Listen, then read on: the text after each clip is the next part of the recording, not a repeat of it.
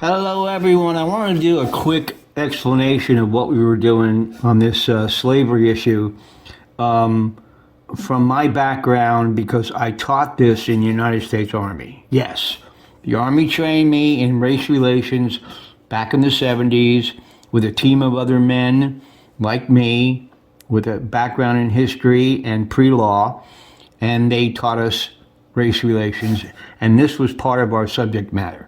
So I'm kind of recalling this from many years ago, and it's a little rusty, so I'm trying to give it to you in encapsulated form.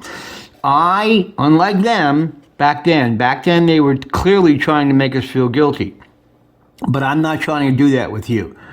Now that I'm an old man, I can see the difference. I'm not trying to make you feel guilty. I'm trying to give you a quick synopsis with just the opposite effect, to make you feel unguilty that we did do something about slavery, okay? All right, first, there was human black slavery in the American colonies beginning in 1660, and probably a little bit before that, and up to the United States Civil War of 1861 to 1865. Okay, you all know that.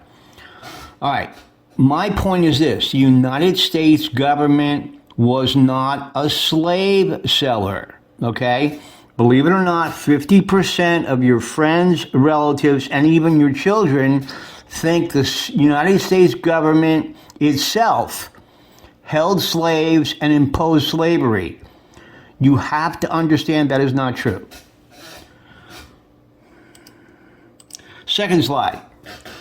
Presidents Washington, Jefferson, and Andrew Jackson had and owned slaves personally, not as the president. They were plantation owners. They did not have slaves as a government elected official. The slaves they owned, and I put that in quotation marks because it is a serious term, by law in their states were lawful by their state law and were not connected to their government position as elected officials of the U.S. government. It's very important you know that. Again, this is to make you feel unguilty. Also, there was no requirement that they free all their slaves before holding public office, but all three of them did vow to free all their slaves before they died. We don't know if they actually were able to do all that. Okay? The next slide. There were constant attempts to end slavery in the colonial period and later in the USA. And there were violent ways to do that, non-violent ways, legal and illegal ways. And I give you 4 examples here. This is not all of them. This is just 4 quick ones. The 1688, pretty long ago, Germantown Quaker petition against slavery. 1733, Georgia banned slavery in 1733, a long time ago, before it was United States. 1800s, after 1776, the Underground Railroad went into effect. And then in 1820, the famous Missouri Compromise. All of you remember that term, Missouri Compromise, but very few of us remember its actual terms. And the main thing was, it was to prevent expansion of slavery, okay?